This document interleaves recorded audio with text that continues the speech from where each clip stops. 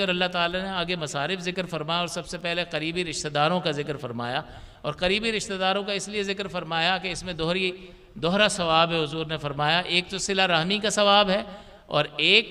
یہ زکوٰۃ ادا کرنے کا۔ تو جو صدقات واجبہ ہوتے ہیں وہ آپ جو ہے اولاد والدین اولاد کو، سید حضرات کو، شوہر بیوی بیوی شوہر کو نہیں دے سکتے، اس کے علاوہ فقراء کو دے سکتے ہیں۔ لیکن صدقات واجبہ کے علاوہ جتنے بھی صدقات ہوتے ہیں جو مستحب اور نفل صدقہ آپ کرتے ہیں وہ ہر ایک کو، یعنی سید حضرات کو بھی دیا جا سکتا ہے اور اس کے علاوہ اپنوں کو بھی دیا جا سکتا ہے۔ صدقہ واجبہ اپنی اصل کو بھی نہیں دیا جا سکتا، آبا اور اجداد،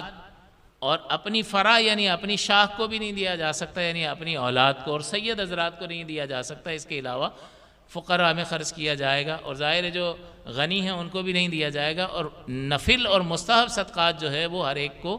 دیے جا سکتے ہیں۔ تو اللہ تعالیٰ نے سب سے پہلے قریبی رشتہ داروں کا ذکر فرمایا کہ اس میں ناچاکیاں بھی ہوتی ہیں، ناراضگیاں بھی ہوتی ہیں، تو اب انسان کی آزمائش ہو جاتی ہے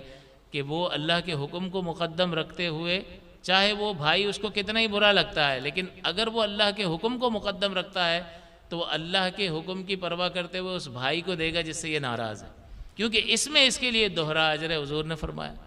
اور خود حضور نے ایک حدیث میں فرمایا کہ اس رشتہ دار پر صدقہ کرنا زیادہ بہتر ہے جو تم سے پہلو تہی کیے ہوئے ہو، یعنی ناراض ہو اور علیحدہ ہو گیا ہو، کسی وجہ سے کوئی بھی ناراضگی ہو گئی ہو، تو اس پر خرچ کرنا جو ہے وہ دوہرا ثواب ہے کہ اس میں نفس جو ہے اندر سے بڑی آوازیں لگاتا ہے، اس کی تو شکل نہ دیکھوں میں، اس کی مدد کروں گا میں، اس نے فلاں وقت میں میرے ساتھ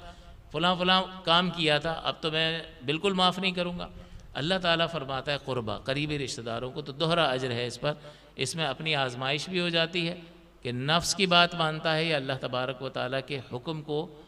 فوقیت دیتا ہے۔